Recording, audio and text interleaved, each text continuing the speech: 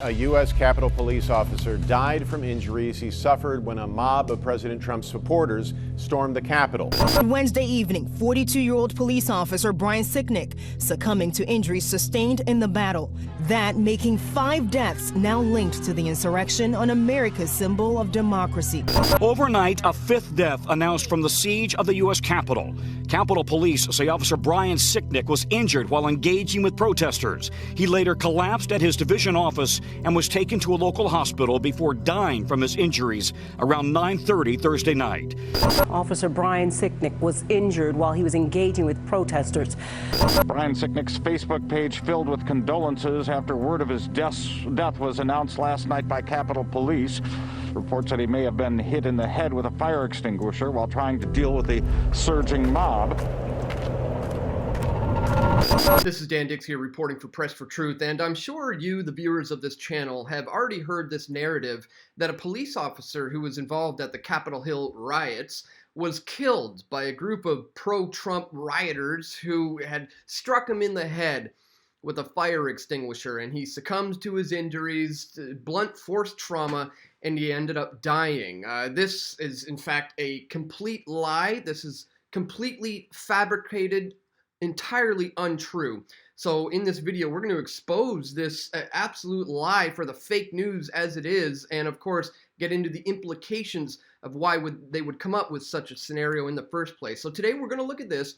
U.S. Capitol Police officer on life support dies after suffering a stroke following riots, Union chair says. Well, this didn't stop the New York Times from putting out articles like Capitol Police officer dies from injuries in pro-Trump rampage. They even went to the extent of putting this out.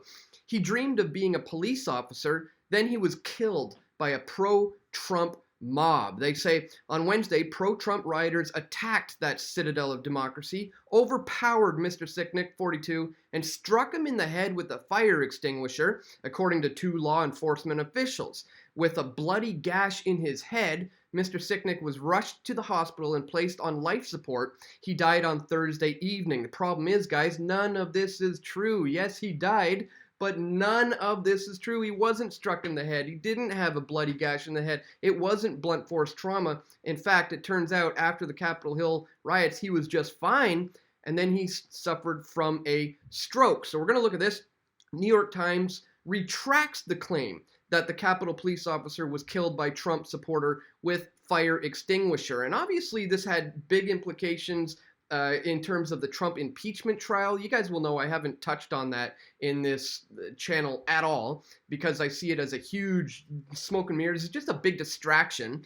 But of course, as we see it now, the Senate has acquitted Trump in this impeachment trial, obviously, because as I've been saying, this entire Capitol Hill insurrection has been a total setup from the beginning. If you've been following me on my Odyssey channel, by the way, if you're not subscribed to me here yet, please do. I currently have just over 14,000 subscribers. Let's see if we can get that to 15,000 today. That'd be awesome.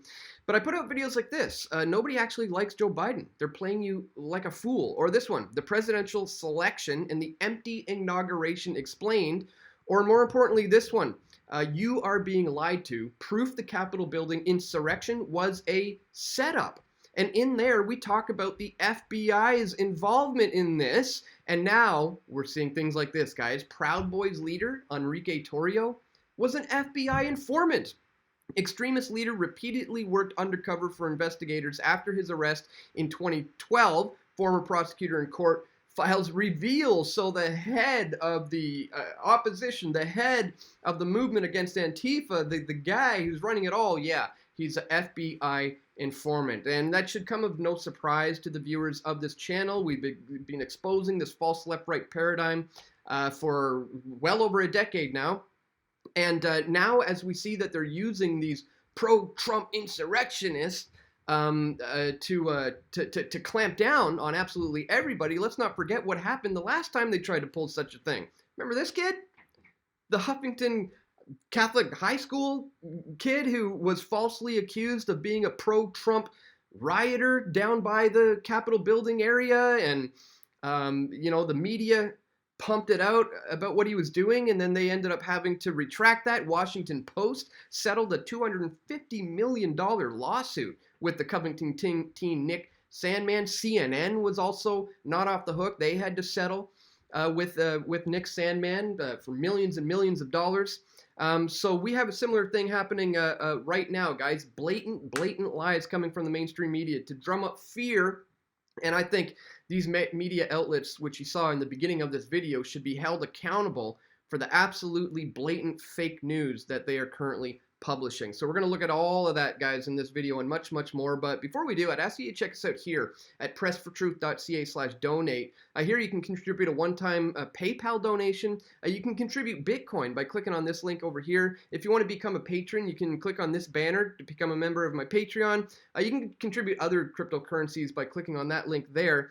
You can also sign up for a monthly reoccurring amount. It's like an alternative to Patreon by clicking there. You can also send an e-transfer to dan@pressfortruth.ca.